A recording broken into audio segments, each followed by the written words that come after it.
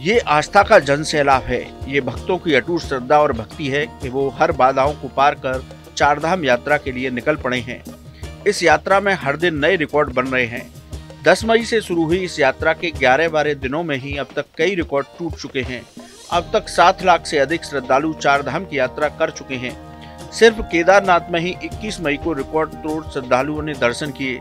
दर्ज रिकॉर्ड के मुताबिक मंगलवार को 37,480 श्रद्धालुओं ने दर्शन किए। अब तक 3,19,000 से अधिक तीर्थयात्री केदारनाथ धाम की यात्रा कर चुके हैं, जिससे 11 दिनों में एक नया रिकॉर्ड बन गया है। बड़ी संख्या में श्रद्धालु बाबा केदारनाथ के दर्शन के लिए आ रहे हैं। ऐसे में सरकार और जिला प्रशासन ने उनकी यात्रा को सुचारू और सुव्यवस्थित बनाने के लिए एड़ी चोटी का जोर लगा दिया है। सभी व्यवस्थाओं को दुरुस्त करने के लिए लगातार कोशिश की जा रही है। श्रद्धालुओं के अधिक से अधिक संख्या में पहुंचने के चलते जिला प्रशासन की ओर से यात्रियों को कई स्थानों पर रोका जा रहा है। इन ठहराव स्थलों पर तीर्थयात्रियों के रहने और खाने पीने का उचित प्रबंध किया गया है। यही नहीं, श्रद्धालुओं के लिए गर्भगृह का द्वार भी खोल दिया गया है। अभी तक तीर्थयात्री सभा मंडप से ही दर्शन कर रहे थे। अब केदारनाथ धाम में मंदिर के गर्भगृह में जाकर स्वयंभू शिवलिंग के दर्शन कर रहे हैं। केदारनाथ में तीर्थयात्रियों की लगातार संख्या बढ़ रही थी, जिसके चलते सभा मंडप से ही दर्शन का प्रावधान किया गया था।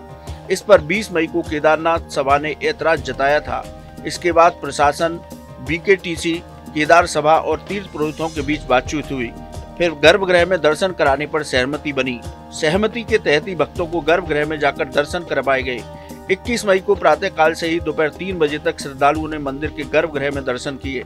दोपहर 3 बजे से 4 बजे तक भोग लगाया गया। इस दौरान कपाट बंद रहे। इसके बाद तीर्थयात्रियों ने सभा मंडप से भगवान केदारनाथ के श्रृंगार दर्शन किए। तीर्थयात्रियों को कोई असुविधा और परेशानी न हो, इसका पूरा ध्यान रखा जा रहा है।